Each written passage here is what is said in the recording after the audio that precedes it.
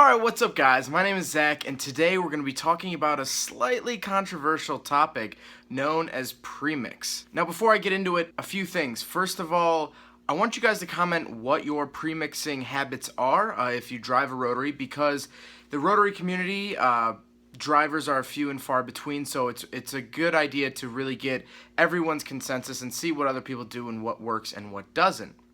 Another thing is that this is just my understanding of when you should and shouldn't premix. I've talked to a couple different people who worked at Rotary shops or a bunch of other Rotary owners, and this is what I've sort of gathered. So let's start off with what premix is. Premixing a Rotary car is the act of putting two-stroke oil into the gas tank in order to lubricate the apex seals in the engine. Now I have a whole different video about apex seals and that sort of thing, so if you're interested in learning about apex seals, I would go check out that video. I'll link it down below and at the end of the video.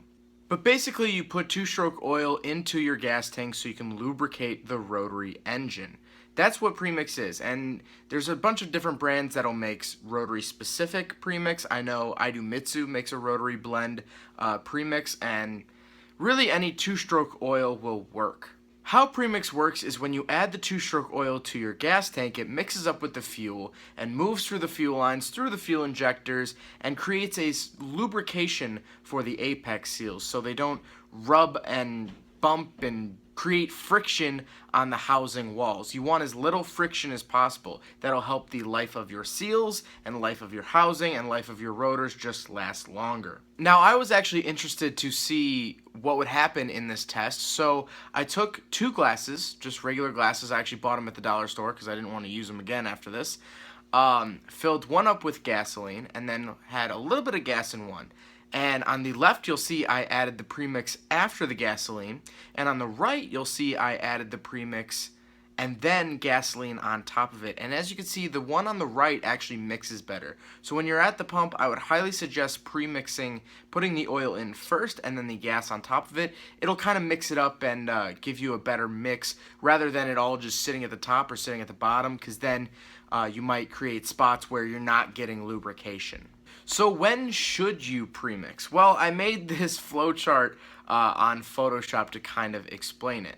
The first question is your OMP working? Now the OMP is the oil metering pump, and that was the factory pump Mazda put in to actually put a little bit of oil into those housings.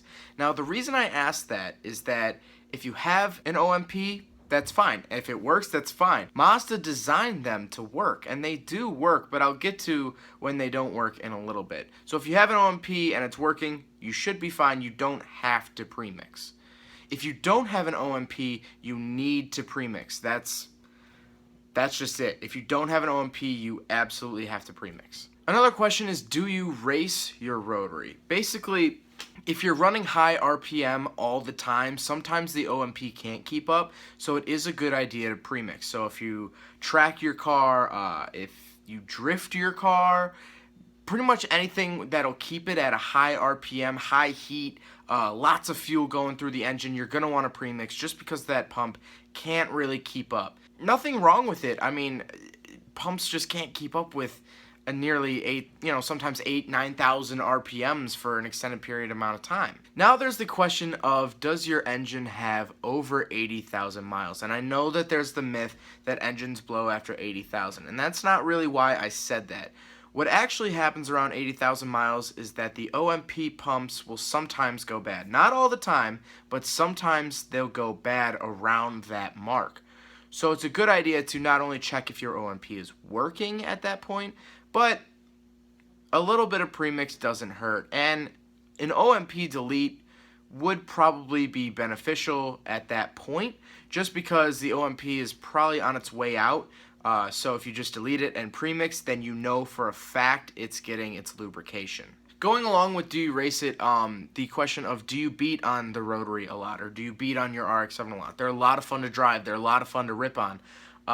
But if you're doing that a lot, you should premix. You should add just a little bit extra oil just to make sure it's getting its lubrication. Because like I said, if you're sitting up high in the RPMs, sometimes the OMP just can't keep up with it. From what I've heard, when it comes to amount of premixing, I've heard half an ounce if you still have an OMP, 1 ounce per gallon if you don't have an OMP.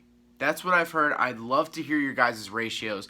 I did basically 1 to 1, 1 ounce of premix to 1 gallon of fuel. That's what I would do just because my OMP didn't work. It was not functional. So that's what I did to at least try to keep my my seals alive a little bit. Well, I hope this video was informative. I hope you guys enjoyed the video. Don't forget to rate the video, comment on the video, subscribe if you really liked it, and if you have any questions, comments, or concerns about Premix, please leave it in the comment section down below. Take care, guys.